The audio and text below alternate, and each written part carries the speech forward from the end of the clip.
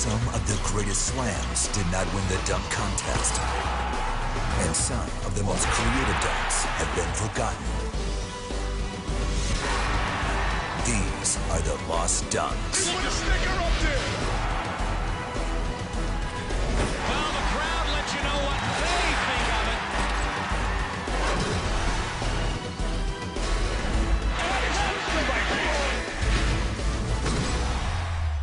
Hello, everyone, and welcome to the Lost Dunks presented by Geico. Michael Jordan, Dominique Wilkins, and Dwight Howard. Before they were dunk contest champions, they all had lost dunks. And over the next 60 minutes, we'll tell you their lost dunk stories, as well as others you might not remember. So let's start it off with the man most associated with the slam dunk, and I don't mean Chris Anderson. Here we go. Can he do what he did in '76? Oh, Doc flying down the lane.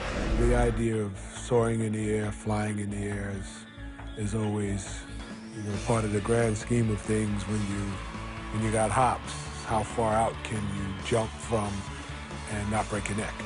First of all, you have to remember he got the crowd going by taking the ball, and he took his time walking back as far as what he was going to do. And every step he took, wait a minute, no. He's not gonna do it. He's gonna start way down there and try to take off. And the crowd just rose with him. And they were waiting. They were anticipating this dunk. You're not jumping from the top of the key. Free throw line is the measuring stick, and he set it, the bar is set, and no one's ever broken that measurement. Oh, and he hits it off the back of the rim. The impossible has happened. I'll never forget that second dunk in the finals by Julius. He goes to the windmill. We've seen the entire repertoire from Julius, and he misses the dunk, which is deadly. Yeah, maybe I got a little too excited for, 34-year-old. But it's still, it established something that is folklore in NBA circles and in basketball sports circles, that the slam dunk contest is a big thing, and it's a big deal. This is the last one from Michael Jordan. He feels the pressure. Here he goes. Oh, spectacular. A huge fan. I mean, him and Dominique Wilkins' dunk contest was just unreal for me. What I did was tried to write down the dunks. Didn't have a VCR where you can really stop it. You just have to wait till they replay it. So I tried to write down and memorize the dunks, and then try to run out and hurry up and try them in the backyard. Well, Michael was the first guy to ever jump sideways.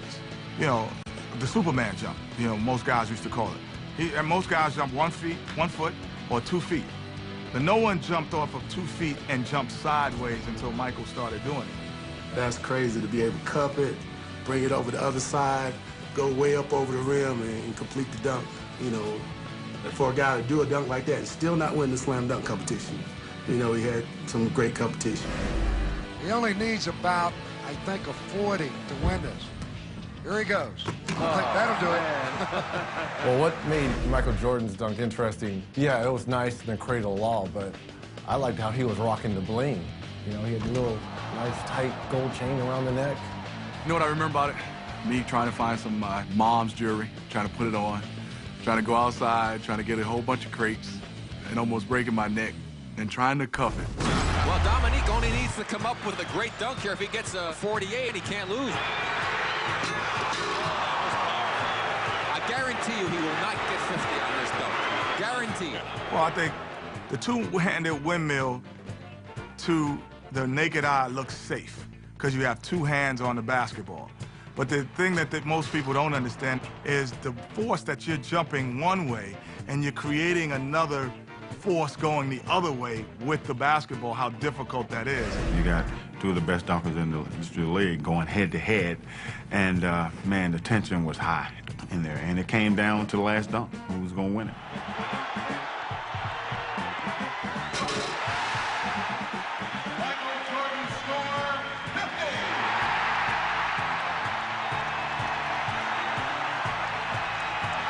Nique got robbed. I don't care what anybody says. It was in Chicago. It was the one All-Star game I played on, and I was sitting right there. And there's no way Dominique did not win that dunk contest. Oh, it's a huge disadvantage. You know, Chicago is Jordan's town, you know, so, yeah, you got a disadvantage going in because, you know, he's like God in that city, so, but that's what makes it fun. Dominique versus Michael Jordan would never, ever be top because they were going dunk for dunk. Whatever it was, one was topping the other one. Kemp has moved about 95 feet away. The double clutch with a one hand, leaving from just inside the free throw line. Shawn Kemp, power, funk. And the thing about it, he was a foot inside. And if he would have started off from the free throw line, he still would have made it. Not only is he 6'10", but the way he contorted his legs and jumping almost from the free throw line.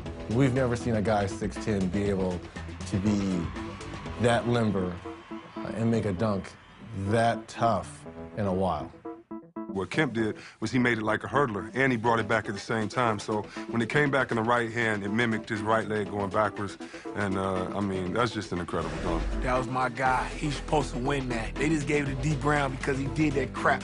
Man, you was supposed to win, Shawn. You was supposed to win. You know I was right there going crazy for you. They burnt you. It means a lot to me. Even years later now, you look back at the dunk and you say, hey, yeah, the dunk was probably what I'll be known for. But I tried to improve on all skills in my game, the all-around part, but the dunk will definitely go down as what I was known for. There's no way. Are you serious? Are you kidding me? And he's going to get it. Okay. Oh, no way. Oh, my goodness. He did that easy. First of all, let's start with it was a bad pass. So you had a bad pass by your point guard, and the rim is 11 feet. No, let me say that again. The rim is 11 feet. I would have been more impressed if he put up to 13, 14 feet. You know, again, like if he would have had some style and some flair with it, like if he would have windmilled it, then I'd have been like, greatest dunker ever. Dwight Howard is the most athletic 7-foot guy in the history of the NBA. We've never had a guy who could jump like him. And to be able to jump 11 feet easily, too. You see, if you watch that, he's not even straining. You know, it'd be curious to me if he could dunk on a 12-foot basket. When I was in LA, they had a goal that was 12.5, and I dunked it. That was in my younger days. I was like 21. Seriously, if he can jump over Superman, he should win it. No, I told him, I said, just make sure you push off the back of my neck so you can actually get over me. Because, you know, if he would have just tried to jump over me, he probably wouldn't have did it.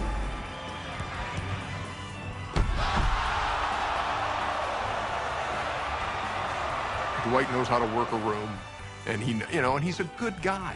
You know, it's not like in the midst of a contest he's going to shelter himself in the corner and I don't want to see the other guys dunk. I'm just going to come out and do it. Yeah, Nate asked him to be part of it, and I think part of Dwight was, I'd like to see if he can do this too.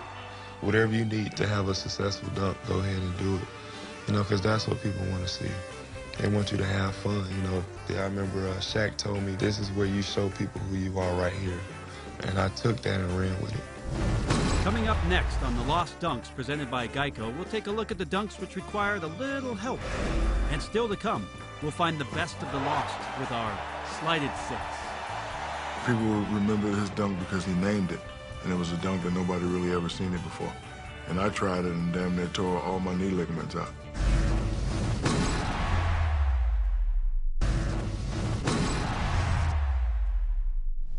I'd rather have time to sit around and think about it. I don't know what David Wesley's doing with a camcorder. This is great. And he made a great pass. This one is starting to heat up right now. I had a camcorder and I wanted to document the whole footage, so I figured, you know, why not put the camcorder dunk in the whole All-Star festivities. You know, Baron Davis could jump really high, so if he would have, like, windmilled it or something, it probably would have been better. But Wesley didn't even stay there with the camera. He got nervous, and, you know, he fell back. And then we didn't even see the footage. Well, it was a good dunk if it would have been one of our TNT cameras that David Wesley was holding as Baron Davis was jumping over him. They should have had that rigged up so that you could see it as he went over him. If he had done that, then BD would have gotten a higher score, I think. The dunk was phenomenal. I think that he gets more points for that because he cocked it back like this and dunked it. And then, you know, the creativity to have Wesley out there with the camcorder. Good idea. I eventually lost the camcorder like an hour after the dunk contest. So who knows where that thing is. Oh, he's gonna do this. Oh, he's gonna jump over. He's gonna jump over C. Webb. Oh, I'll believe that when I see it. He's gonna jump over C. Webb.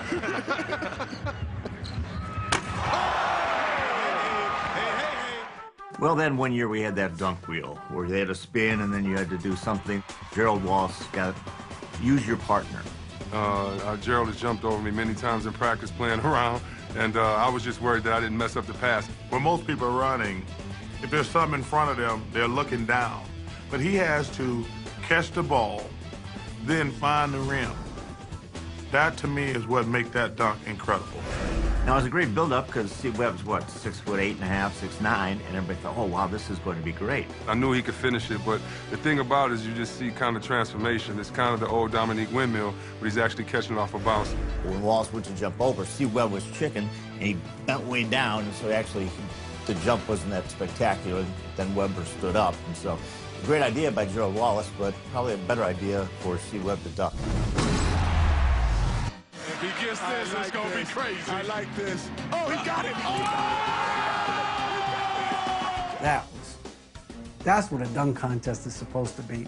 High degree of difficulty, use of props creatively. I like stuff like that because somebody put some thought into that before they went out there. Nobody has ever done that one.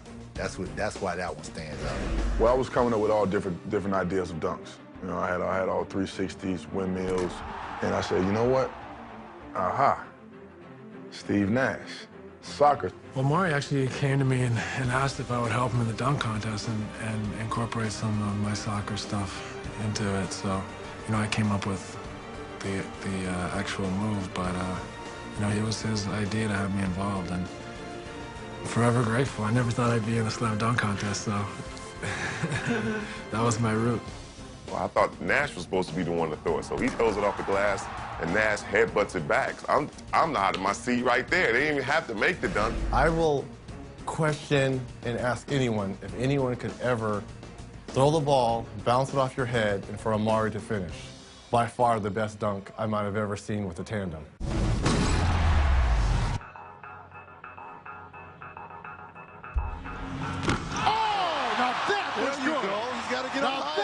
Good.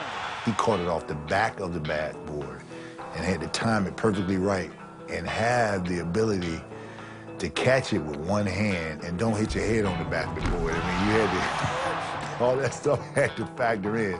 I probably would have hit my head on the backboard. What made Rudy Fernandez's dunk unbelievable, it wasn't in real time. When you step back and we watched it in slow motion, that's what made this dunk that much more remarkable. And the reason why they don't appreciate it, because it took forever. Because they botched it, they messed it up, they mixed it up, they couldn't get it right, they wrecked it, they kept trying. At that point, they ran out of time, the crowd was down, and when they finally did it, people are just, oh, they're so relieved that they finally made the dunk. But if you just look at the highlight, look at that one dunk, Rudy Fernandez, that is spectacular. I cannot understand what this guy is going to do. Now they're going to light the candle, and I'm sure they're probably going to turn off the air conditioning so it doesn't blow it out. I was looking at it, I was like, what are you doing? You got a birthday or something? You want a cupcake or something? Are you kidding me? Stop blowing out the candle. Oh, are you kidding me? And it stayed on. It stayed on.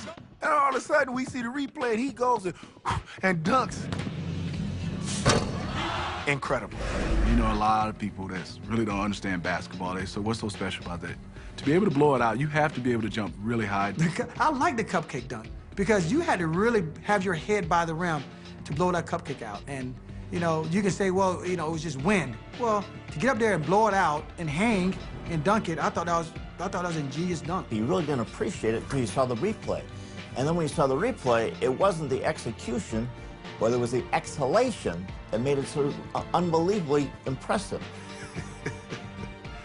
You know, being the food aficionado that I am, I wouldn't have blew the camel out on the cupcake. I would have ate the cupcake. When he did it, I was like, man, he should have just bit the cake. Instead of blowing it, he should have bit it. And he probably would have won. Coming up next on The Lost Dunks, presented by Geico, we bring you the dunks that were simply overshadowed by a higher power. And still to come, we'll find the best of the lost with our Slighted Six.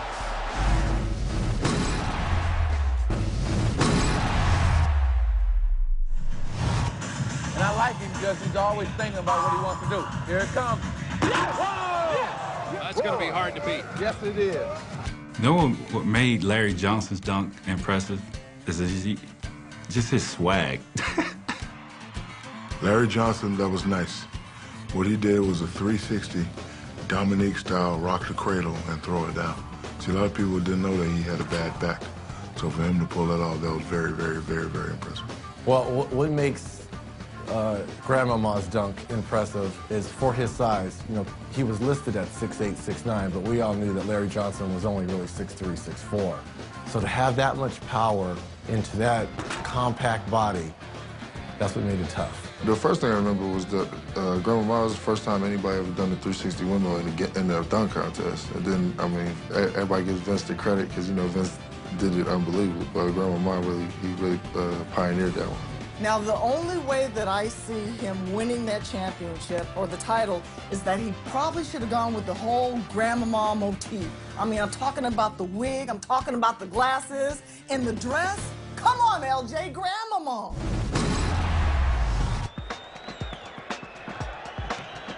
Goes for the second try. Over the chair. Oh, You had the little guy, Spud. You know, I was a new kid on the block. Nique was already have a dunk contest championship under his belt anyway. Woo! And Spud Webb comes through in the clutch. Take that, little guy. There was definitely a little separation between Nique and Spud. And we all knew that we had to come with it if we were going to do something. That's one of the reasons that I decided I had to put a chair in there. Gerald Wilkins, 1986, I was 14. It was kind of impressive because nobody was really dunking over objects at the time. Actually, funny thing about that dunk is I tried it the next day and I hit the chair and damn near broke my leg. I'm sure the general manager and coach were losing their mind because back then star players were in the dunk contest. It wasn't like role players or guys who were, you know, rookies. It was guys who were significant players on their respective teams. Gerald Wilkins, you know, actually had a good performance in the dunk contest. You know, he doesn't get a lot of publicity for it, but he actually was pretty good because his brother was so much better. So, you know, he was the wrong guy in the wrong family. So if he was Gerald Johnson, we'd probably be talking about him as a better player. But being named Wilkins hurt him a lot. Terrence Stansbury.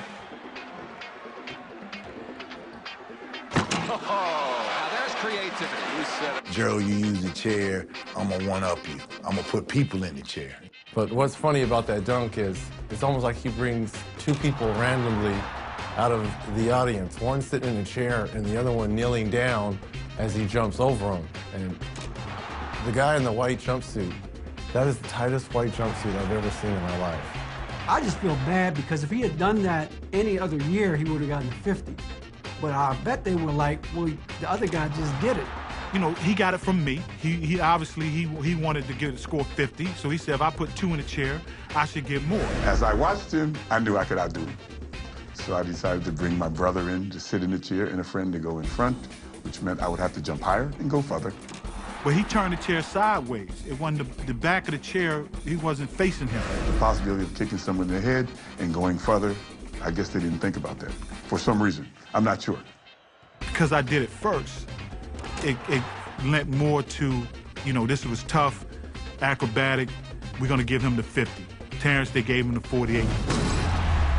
But this is a good dunk, though, if he does make it to warm up with. Yeah. Great dunk. That's a good dunk. Look at that, and almost all 10s on the side. That was one of those signature dunks that I was doing back in high school. And I figured it was one of those unique dunks that a lot of folks can't do. Amari Stoudemire took a page out of Isaiah Ryder's East Bay Funk Dunk and tried to duplicate what Ryder did. Oh, between his legs, how about it? The problem with Amari is he's 6'10" and a 7-foot arm span, and it made it look easy. It's too easy, man. It's just too easy. I think it's kind of easy for Amari. I mean, Amari's 6'10", he got unbelievable hops. I think he could have came something better. I'm more impressed with the dunk over Oliver Candy. Bounces the ball to Amari Stoudemire, who flies in for an amazing wham, bam, slam. You usually don't see real tall guys put the ball between their legs. Well, I put Amari in the same category as Shawn Kemp. Because guys at 6'10", 6'11", almost 7 feet shouldn't be able to dunk this well. Amari showed that, big fellas just don't have to do big dunks, that, we can get some ballet up in the air, too. It was a great dunk by Amari Stoudemire, but not really very appreciated. If he makes this over, Kenny. That's it. That's It's hard. done. Yeah. It's done. That's hard to do that. 50 from the judges. That did it. Oh my goodness. That's just stupid athleticism. That's just crazy right there. To catch the ball off the bounce, wrap it behind your back, and dunk it. I never seen that one before until he accomplished that. You talk about clockwise, counterclockwise. He did that dunk behind his back backwards. He's so talented he was able to finish that. And that's what made it incredible. I've seen that before, but never with the power that he's done before. Seeing guys throw it off the back and catch it, but not be able to catch it and be looking above the rim like Andre Iguodala does. Andre Iguodala, he is Dr. J in another body, definitely. He's probably the best runner-up in recent history ever. That was the year when Nate had like 30 chances, and he kept throwing it up there and finally got it, and the crowd got behind him. I'll tell you what, this boy is an amazing shoot. Yeah, Andre, you were robbed. It was your dunk contest to win. But coming up next, we'll take a look at the moments we'd like to forget. I think he hurt his right knee. As the Lost Dunks, presented by Geico, continues.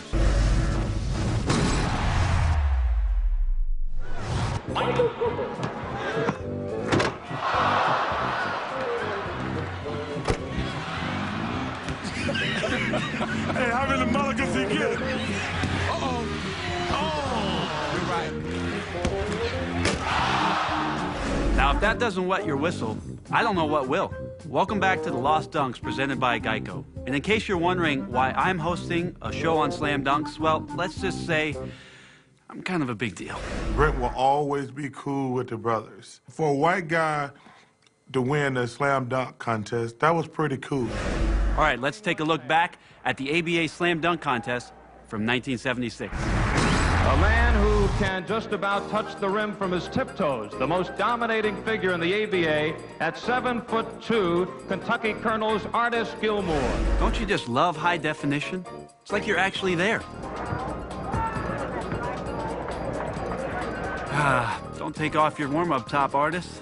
Don't you know that nobody's lost a dunk contest when you keep your sweats on? I can vouch. This has to be the first time I've ever seen somebody go out, do the dunk with a sweat jacket on, but you were certainly sensational. I gotta stay warm. I don't got much of a body. Oh, sweet. He's going from the free throw line. Probably a good idea not to go from that free throw line, Artis. It's not that hard.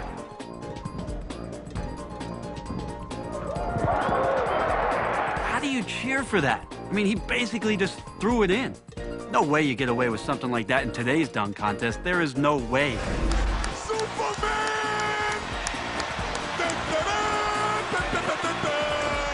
Still, the one silver lining from the 76 contest was the NBA making sure to never again invite a player taller than 7 feet. At 7'4", the sensational rookie from the Houston Rockets, Ralph Sampson. 7'4". Pretty impressive, Ralph. But you know what would have been more impressive? If you weren't 7'4". I mean, come on. The only time America wants to see a guy 7'4" in the dunk contest is when he's getting posterized. Here comes McCready. Oh, he just sucked the gravity right out of the building. Now that was impressive. What else we got? Now Paul Pressey, his third attempt. He had 44 and 35. Oh, again, just more or less kind of your basic cuff dunk. Whoa, whoa. What's this? Paul Pressey in a slam dunk contest? Don't you know that point forwards don't do slam dunk contests? Ain't that right, LeBron? Right now, I'm preliminary putting my name in the 2010 dunk contest. What is it with LeBron and decision? I'm not even going to touch it. This rookie's nickname is the Rocket. From the Dallas Mavericks, Tony Dumas. Tony the Rocket Dumas told me, and just me, that he had a special dunk in store for the contest. Is 6'6", he's 22 years old, and he has been practicing on a dunk. Matter of fact, he's kept it secret. He only told me. The Texas. What, Texas told you too?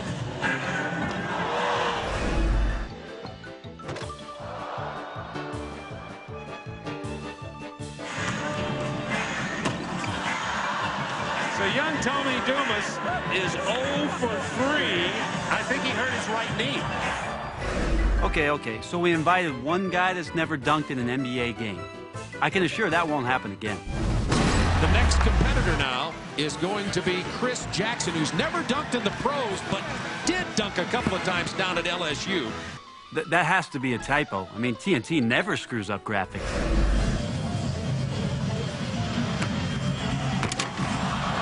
And the miss. Wake up, guys. This is the slam dunk contest. Isn't there one judge who's excited to be here? How do you feel about being a judge today, Martina? I wish I could do one, but I think in my next life I would like to come back as a black basketball player. And remember, out of these 6 competitors, 3 will advance to the finals. 2 things you have time for. You got time to hydrate, you got time to think. Think about that first dunk. That's right, hydrate and think. All right, 2 sips, 1 more, Alan. That's good, perfect. Now think about it. Big first dunk coming up. And don't drink too much. No. Now that's too much. Off his head. Charles Barkley, give us your thoughts on Allen Houston. Well, I don't know if he's going to win, but that was the most original dunk I've ever seen. That little bounce off the head. Come on, Chuck. That dunk's easy. I can do it right now.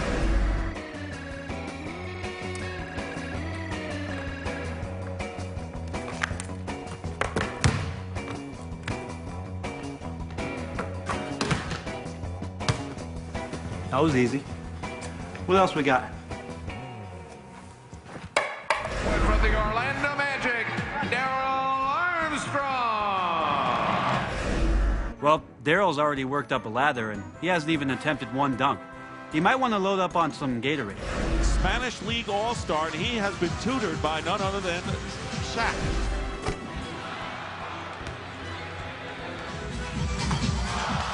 Ooh, that would have been good, Reggie. Here, the little guy's dream. Oh, but He's 2 more. Oh, not going to make it. They will certainly review that. Yes! It's good! This building just exploded. Oh, it's good. Darryl Armstrong at the buzzer. Darryl, you might have missed 2 dunks, but I love you, man. I love you, man. Coming up next, it's Forgotten Dunks by Forgotten Players. Remember Darvin Ham? No, you don't. Still to come, we'll find the best of the lost with our Slighted 6. He came up with it. You know, he just said, throw the ball on the backboard and I'll do the rest.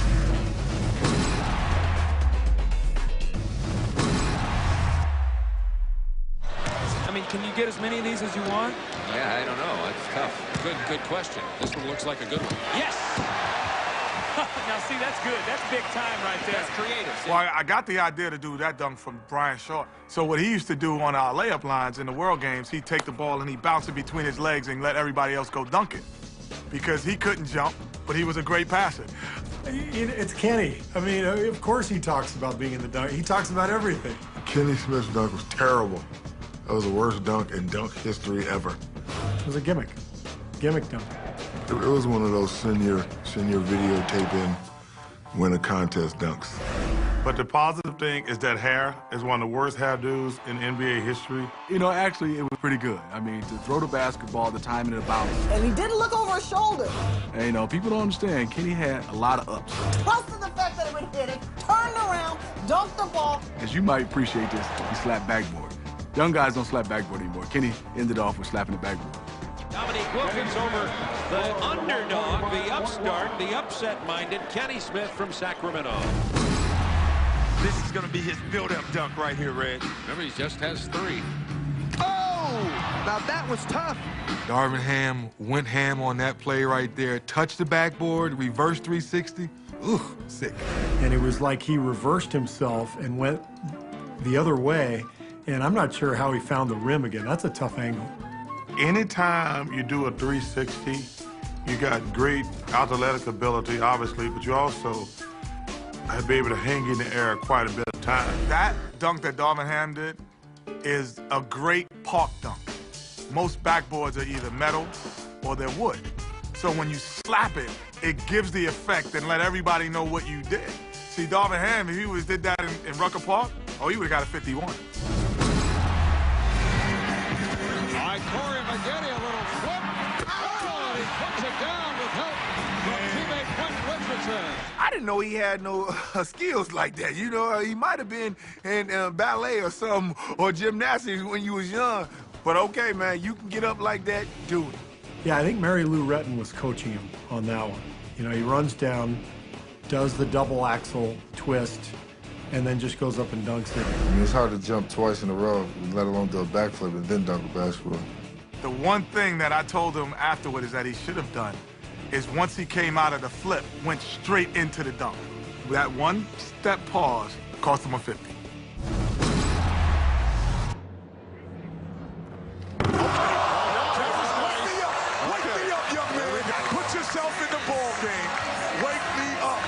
Well, DeMar DeRozan, obviously, he was a rookie. I think he was a little nervous going in, but he was up against a very small hurdle. Kryptonite, the two-time defending champ, he had his hands full. The difficult part was not for DeRozan, but it was actually for Weems, because he had to throw a perfect pass off the side of the backboard. When you're coming up at the rim and the rim is right here on the side of the backboard and you have to move away, to be able to concentrate, catch the ball, move out the way, and do it all at once, I think that's an underrated dunk. Yeah, that was a unique dunk because he threw the ball off the side of the backboard, and then was able to catch it, and then windmill. You know, that's one of those things you got to have great athleticism and also awareness on where you are.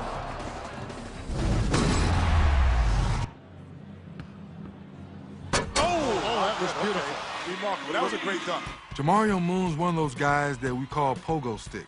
He loves to jump, he goes for every rebound, and whew, what hops. That was probably one of the toughest dunks I've seen. You know, you got to throw the ball out, and then you got to turn around, and then you got to go find it with your hand and then dunk it. I think that's extremely tough dunk. I thought it was a great dunk, but apparently my son was a little, was a little tired, so he thought the dunk was only okay. See, if you go to a store, right, and you know you want to go buy a suit, if you got a good salesman, you're going to buy that suit. But if you don't have a good salesman, you're going to just say that's a nice suit. He didn't sell a dunk, because that was a nice suit.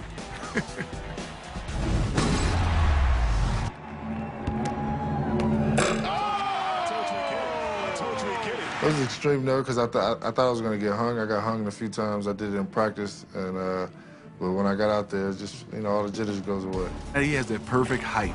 You know, that 6'6", 6'5", 6'7", that range, that's when you're the perfect height to make a dunk look sweet. He used that weak hand, somehow caught the ball back here, and then got up and dunked, and then just kind of stared at the crowd. And it was impressive. 7, maybe 8 people in the world that can do that dunk. The dexterity and the flexibility you need in your body to bring it around, and then to bring it back up, the hand size and strength, then the jump, 8 people at max. Everybody else got to just put on a Nerf hoop. Does not have to do anything extraordinary, but he does! Coming up next, we reveal the best that never were as the Lost Dunks, presented by Geico, continues.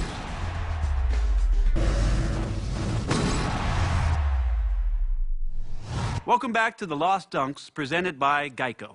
Well, we've saved the best for last. It's time to reveal the dunks which never quite made it to the top. Here are the slighted 6. Now, Terrence Stansbury. First round, his first attempt, he had 34. Whoa! That's the Statue of Liberty. Statue of Liberty, 360. I owe my due to Charles Barkley. Obviously, he couldn't be in the dunk contest in '85, which gave me an opportunity to be there.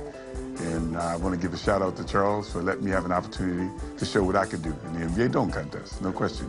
Terrence is one of my favorite people because I got to know him when he was in college. and he was a very good NBA player. And he's a guy who was, I think why people remember him so much, I don't think he ever dunked in an NBA game. The Statue of Liberty dunk when he turns and does a 360 and the ball doesn't move, but only his body turns, I think was one of the greatest dunks, top 10 dunks of all time. So shout out to Terrence Stansbury. And there it is in slow motion, the 360 Statue of Liberty. I know I was the guy back in the day where, before I even did the Statue of Liberty 360, I kind of showed people what it would look like by walking and going through the motion. And I remember even looking at videos where some people were shaking their head. What is he doing? I think people remember his dunk because he named it, and it was a dunk that nobody really ever seen it before.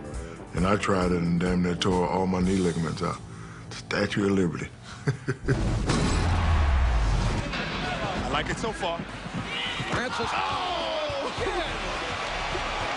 You know, when you see it in fast motion, you realize don't get, you know, the full effect of what he did. And when you see it in slow motion, the way he cocked it back and almost touched his feet was pretty impressive, especially for a guy his height. For myself, you know, I was just going off a winner. You know, whatever came to my mind, I didn't come in with a plan or anything. I was just going out there, you know, listening to some of the other guys and just going out there just trying the dunks as you go. T. Francis probably would have won the dunk contest 8 out of 10 years. But he just got caught up in the matrix because there was Vince Carter.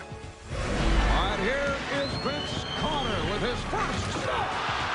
Let's go home! Let's go home, ladies and gentlemen! Let's go home! Incredible. Unbelievable. I think he was probably the best dunker to ever dunk in a dunk contest. Oh, it was just ridiculous. I mean, he's one of the greatest dunkers, if not the greatest dunker of all time. You know, some of the dunks that he was doing was pretty unbelievable. Not only Vince Carter's performance stopped Steve Francis from winning, but it prevented Tracy McGrady from winning as well, too. Does not have to do anything extraordinary, but he does. That was pretty much my best dunk. That's you know, the best trick I had in the bag, but it was pretty impressive. I got a lot of great views on that one. Instead of just doing the 360, he took the 360 and he put it between his legs, and then he came back and dunked it. He did something extra that will always be forgotten because of the great performance that Vince Carter put on.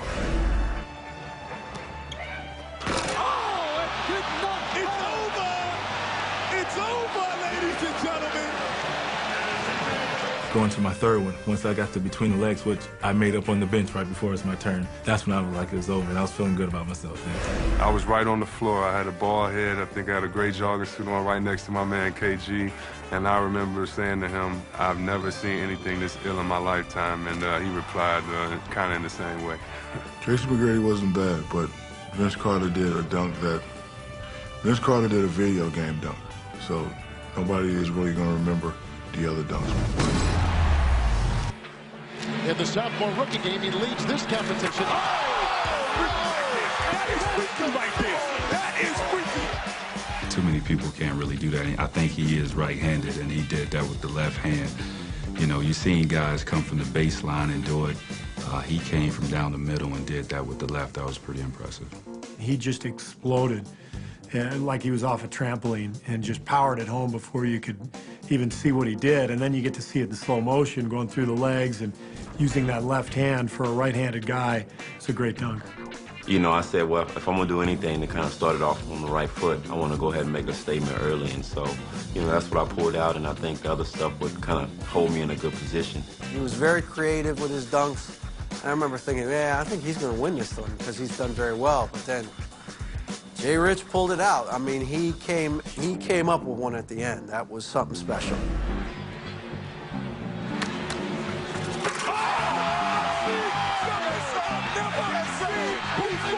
When I threw the lob up, everybody was like, oh, another lob dunk, because I did 4 lob dunks already, so I threw it up, and I said, you know what, it's the only time I ever did this dunk, I'm going to try it, hey, see what happens, and it went in. To me, Desmond Mason and Jay Richardson, this was the first year I call the computer game dunkers, because they brought things that you do in a computer game and actually put them in the dunk contest.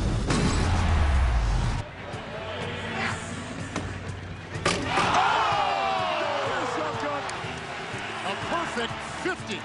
I think Iguodala's dunk was the most underrated dunk I've ever seen in the contest's history. I mean, to come from where he did and to catch the ball literally behind the backboard and then reverse dunk it and then keep running all the way down the court, it was incredible. I was there that night, and I was just amazed at what I had seen. He came up with it. You know, he just said, you know, throw the ball on the backboard and I'll do the rest. I had no idea that he was going to do what he did. See, a lot of these guys, like Nate, my teammate, who won a couple of dunk contests, he took like 20 tries. But AI threw it, Iggy caught it, threw it down with force, came under, bam. That was impressive, very impressive. But he's overshadowed by Nate Robinson. He doesn't win it. But I thought that dunk was by far the best dunk of the night. That's why the crowds are booing. Iguodala should have won this thing. If he had done some of those dunks he did in the earlier rounds against Nate Robinson, he would have won. But he didn't. So he had a better showing overall. But a head, man-on-man against Nate, no, he did not outshine Nate Robinson. Here we go. Number 2, Dwight Howard. Did you see what he touched? Incredible. That's telling you how high he can get. I didn't believe it myself when he goes up there and sticks it up there and dunks it too. You should have won the dunk contest. Dwight Howard's sticker dunk, when you step back and you show it in slow motion, because we didn't know in real time what he was doing. We just thought it was a regular dunk. No, I really don't think they saw what I did, you know, until after I did it, you know, but I think sometimes big men get robbed in anything that they do because they think that it's too easy. Oh, he put a sticker up there. Look at that. Oh, that's what I'm talking about. Like that. That's incredible. That's what I'm talking about. That's right. 12 points. Yo, that's crazy. The sticker dunk in 07 was probably the most underrated dunk ever when it first was done. I think the judges really didn't understand what was going on and then realized how high this guy got. I should have did some more things too, but I wanted people to see how high I was before I put up a sign or anything like that. I just wanted people to see the smile though. That was the thing right there, the big cheese smile that I had. That's what I wanted to do.